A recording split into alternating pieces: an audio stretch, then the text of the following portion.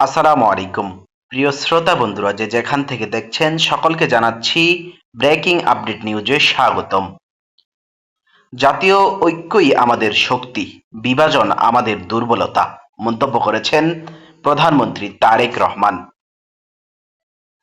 জ্বালানি সংকটে বন্ধ ৬ বিদ্যুৎ কেন্দ্র, ভয়াবহ লোডশেডিং সারা বাংলাদেশে। খালেদা জিয়ার স্বাধীনতার পদক গ্রহণ করলেন নাতনি জায়েমা রহমান, তুলে দিলেন প্রধানমন্ত্রী তারেক রহমান।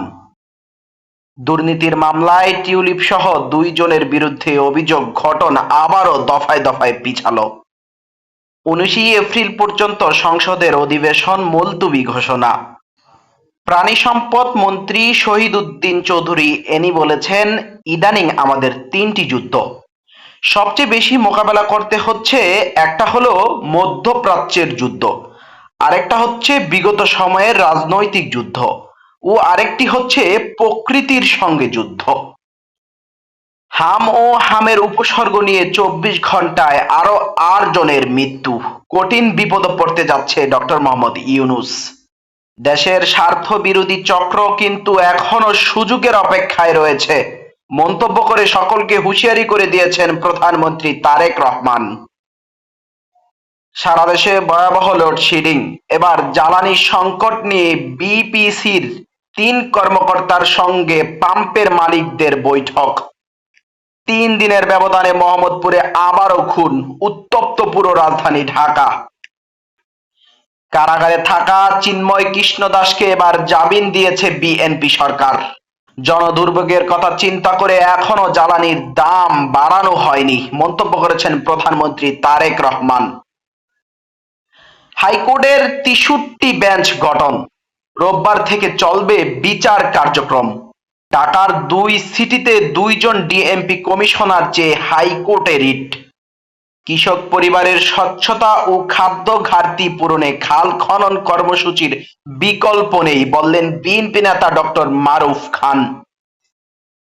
টাইম ম্যাগাজিনে প্রধানমন্ত্রীর স্থান পাওয়া দেশের জন্য অনন্য গৌরবের মন্তব্য তারেক রহমানের উপদেষ্টার।